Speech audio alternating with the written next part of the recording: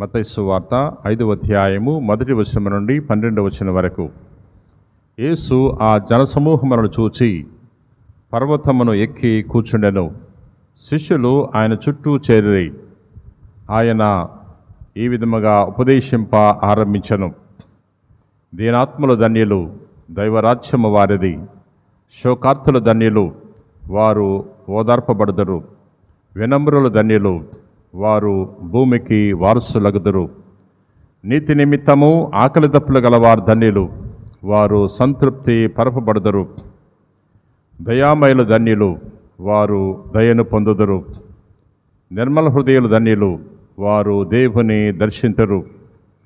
శాంతి స్థాపకులు ధన్యులు, వారు దేవుని కుమారులు అనబడదరు. ధర్మార్థము హింసితులు ధన్యులు, దైవరాజ్యము వారిది.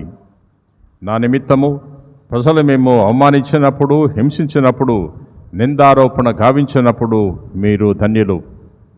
మీకు ముందు వెలసిన ప్రవక్తలను సైతము ప్రజలు అట్లే హింసించరి. పరలోకములో మీకు గొప్ప బహుమానము కలదు, కావున మీరు ఆనందపడుడు, మహానందపడుడు. ఇది క్రీస్తు సువిశేషము. ప్రభునందు ప్రియ సహోదరి సహోదరులారా, నేటి సువార్తలో అష్టభాగ్యాల గురించి మనం చదువుకుంటున్నాం. ప్రభు కొండ మీద చేసిన ప్రసంగం ఇది. ప్రజలకు ప్రభు ఈ విధంగా బోధిస్తున్నాడు. దీనాత్మలు ధన్యులు, దైవరాజ్యం వారిది అని తెలియజేస్తున్నాడు. ఎవరైతే దీనత్వం ఉంటారో అటువంటి వారికి మాత్రమే దైవరాజ్యము అనుగ్రహింపబడుతుంది అనే విషయాన్ని ప్రభు తెలియజేస్తున్నాడు. బైబిల్ గ్రంథంలో మనం చూస్తున్న అనేక మంది గర్వాత్మతో జీవించిన వారు ఏ విధంగా అంతమైపోయారు. గర్వముతో వెర్రవేకిన గొలియాతు ఒక దెబ్బకు కిందకు ఒరిగిపోయాడు.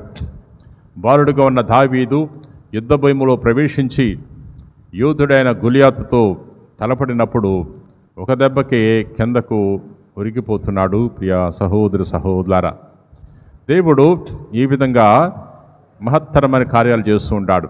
ఎవరైతే తనకు లొంగి జీవిస్తారో, ఎవరైతే తన మీద ఆధారపడి జీవిస్తారో అటువంటి వారి ద్వారా దేవుడు అద్భుతాలు చేస్తాడు.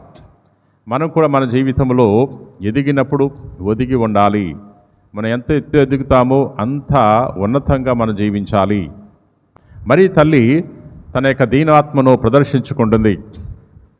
ఈ దాసురాలి దీనావస్థను దేవుడు కటాక్షించను. అందుకనే తరతరముల వారు నన్ను ధన్యురాలని పిలిచెదరు అని ఆ తల్లి స్తోత్రగీతములో పాడుతుంది. మరి తల్లి దీనురాలు, దీనాత్మతో జీవించింది, దేవుని మీద ఆధారపడి జీవించింది, విశ్వాసంతో జీవించింది. అందుకనే దేవుడు ఆమెను ఎన్నిక చేస్తున్నాడు.